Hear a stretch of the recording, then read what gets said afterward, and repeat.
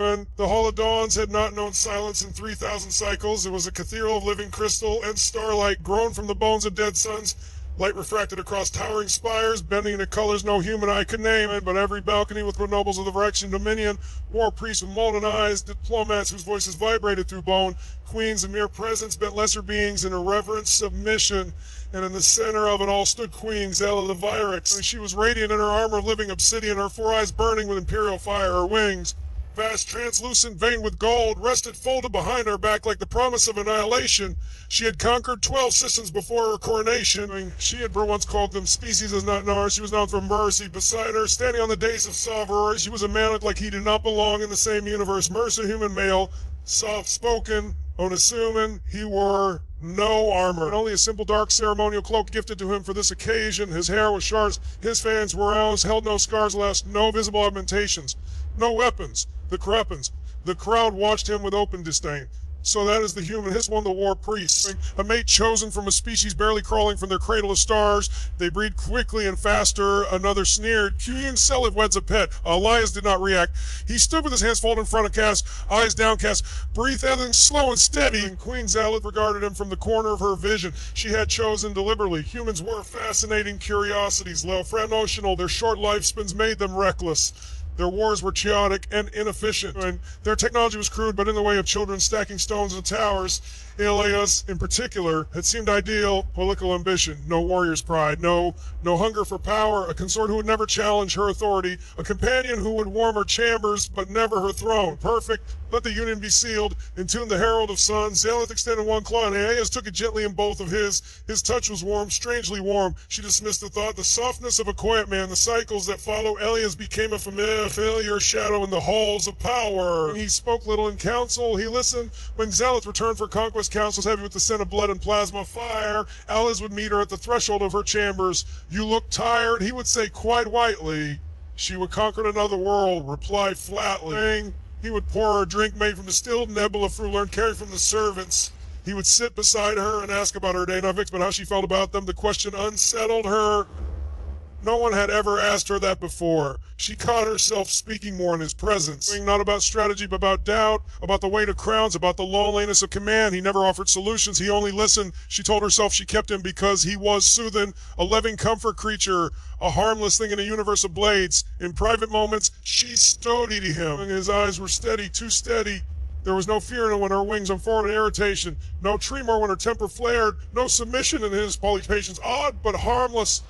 She believed that up until the stars screamed. When the invasion came without warning, the black tides, an extragalactic swarm, burst from fold space like a wound-torn reality. Their ships were organic nightmares of chitin and void flesh. Their weapons were gravity storms that crushed cities into singularities. Their soldiers were born already screaming, already hungry. Within a single cycle, 3 border systems fell. Within 2 entire Phyrexian fleets were annihilated. Zalith stood before the War Council as reports flooded in. Worlds burning, queens screaming, entire bloodlines erased. Black tides do not negotiate, snarled the Grand Admiral. Thedivar, said the war priest of Ash. We must consolidate, urge a diplomat, we must flee. Whispered another. Zalith's wings trembled for the first time since her ascension. Fear touched her. Not fear for herself, fear for her people, and fear for the empire she had forged with blood and will. When the council burst, Helen turned to her chambers in silence. Ilias was there waiting. They're losing, she said, her voice low. My fleets, my generals, and the black tides are unstoppable. Elias looked up from where he had been reading data. Slate, how close those? He asked. 3 jumps from the capital. He closed the slate. For the first time since she had known him, his eyes hardened, not with panic, with focus. Then it's time, he said. Zalith, time for what, little human? He met her gaze fully to stop pretending. That night, Zalith to alarms howling through the palace spires. The black tides had breached the outer fence rings. Explosions rippled through void like thunder. She reached for her armor and fanned Alarni's ceremonial cloak. He wore something else. A suit of matte black combat unfolded around his body like liquid shadow.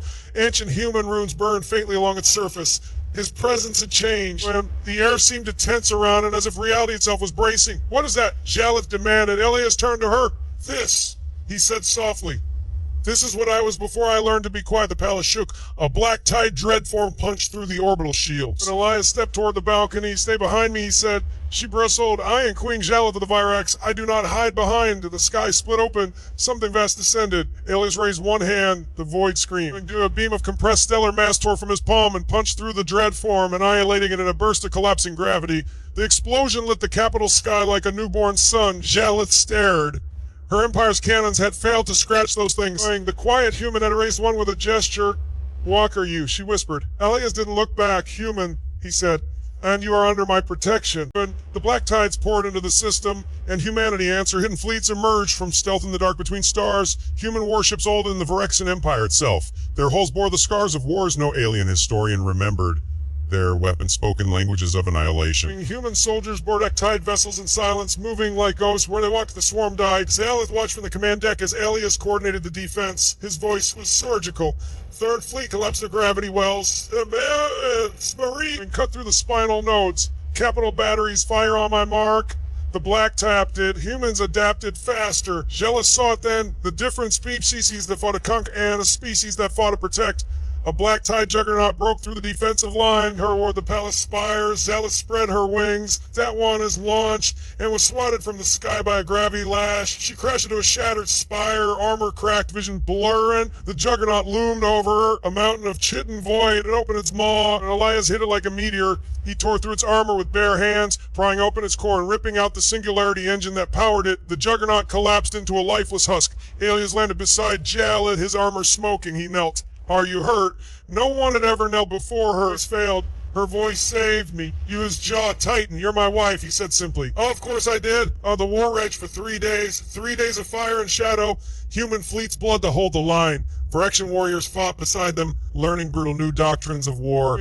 The black tides held as their advance stalled, then shattered. When the final black tide hive ship fell, the stars themselves seemed to exhale. Silence returned to the Hall of Dawns. The nobles who had once mocked Elias now bowed low. The war priests struck their weapons against the floor in reverence. But the Grand Admiral lowered his head. Jalith stood before her people, her wings unfurled in full rail span, and Alias stood beside her pet, not as a weakness, as an equal. Let it be known and said, her voice carrying across the crystal halls, that humanity is no fragile species. They are not soft, they are not harmless. She turned to Elias. They are terrifying, they love. When Elias met her gaze, for the first time, Jalith saw the depth of man she had married, not a quiet creature of comfort, but a warrior who had chosen gentleness over domination. Later, alone in the quiet of their chamber, Jalith removed her armor and let her wings rest. "I thought you were weak," she said. Elias smiled, faint and tired. "I am," he said, "one I don't need to be strong." She stepped closer. "I was wrong about humans." She admitted, "And about you." Her voice lowered. "Do not respect you because you are powerful." As she touched his chest, "I respect you because you chose not to be able to matter." Elias wrapped his arms around her, careful with her wings. Outside, the stars burned quietly, and across the galaxy, empires remember the day they learn the truth. Humans are not weak, they are patient, and when you threaten what they love, they become monsters for your nightmares. The Hall of Dawn shimmered on the light of 3 suns, its crystalline spires stretching into the void. At the center, perched on a throne grown from the bones of dead stars, sat Queen Jalith of the Virax. She was a sight both terrible and magnificent, 4 eyes glowing like molten gold, wings folded behind her like a promise of doom. Her empire 12 galaxies, her name whispered in fear across star systems. Before her, a man stood nervously, hands folded. Elias Mercer, human, quiet, unremarkable. He wore no armor, bore no weapons, and carried no presence of authority. His brown hair, soft features, and gentle posture seemed almost laughable amidst the grandeur of the Viraxian throne room. Zealots studied him. Every instinct screamed that he was fragile. Human species had barely reached the stars. Their technology was primitive, their bodies weak, their lifespan a blink compared to her own. Yet he had been brought here. Her consort stepped forward, she commanded. Her voice was a ripple of authority. Elias obeyed, his gaze steady but humble. He did not radiate fear, he radiated nothing. Perfect. Jealous 4 eyes narrowed slightly. In her mind, the human was harmless. Weak, a decoration at her side, a pet who could warm her chambers but never threaten her throne. And yet she felt curiosity. The union would be a symbol, and a powerful queen married to a creature who could do nothing to challenge her rule. A fragile, harmless human, that was the way it should be. The Hall of Dawns was filled with crystal walls, reflecting the cold light of distant suns. Queen Jalith of the Virax sat upon her throne, her wings folded, eyes sharp and unyielding. She had conquered 12 star systems, rival queens, and been empires to her will, but today she felt no triumph. Before her stood Alias Mercer, a human simon, simple, remarkable. No armor, no weapons, no aura of power. Just a man who lived his short, a fragile life unaware of the politics of the stars. The council had demanded it. The neighboring systems were restless, threatening war. If alliances were not sealed to maintain the Empire's fragile peace, she would have had no human. This step forward, she commanded. Her voice even tinged with the faintest trace of irritation. Alias obeyed, bowing slightly, eyes downcast. He did not speak unless spoken to. He did not challenge her authority. He was exactly what she expected, harmless, pliable in the political game. She studied him briefly, noting his quiet manners and careful posture. If what was required, a concern could serve as a symbol of alliance without ever threatening her rule. With the council watching, the ceremony began. Vows were exchanged, hands were clasped. Elias's voice was soft, polite, and utterly devoid of ambition. Zalith went through the motions as well, her mind already on the next battle, this conquest. This marriage was not for love. It was a necessity, a political deal, and for that, the simple human was sufficient. Elias Mercer moved through the palace corridors like a shadow. He smiled smilelessly and carried himself with quiet courtesy. He never demanded attention, never challenged authority, never flaunted strength he did not need to display. To Rushian court, he seemed ordinary, fragile, even, a human who kept to himself, polite in speech, respectful in manner. He helped servants carry trays, asked about the palace gardens, and listened patiently to the complaints of nobles. No one suspected what lay beneath. Alias had trained for decades in arts of strategy, combat, and survival that no human or alien could imagine, but he never showed it. Why? Because he had chosen to live simply, to appear harmless, to move through the world as a quiet, modest man who asked nothing, wanted nothing, and seemed ordinary in every way. Even Queen Selith ruled galaxies and read intentions like open scrolls, had yet to glimpse the depth in his true nature. He was a gentle, unassuming companion, and that was exactly how he wanted it.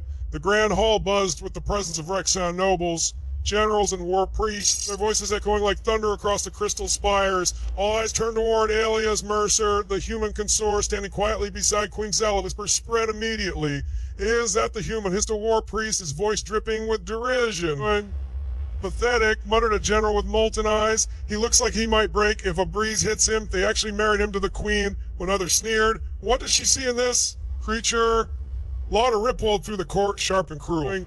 Some aliens tapped their claws against the floor in amusement. Others openly mimicked the human's polite gestures. Alias said nothing. He bowed his head, smiled faintly, and remained calm. His humility only seemed to fuel their amusement.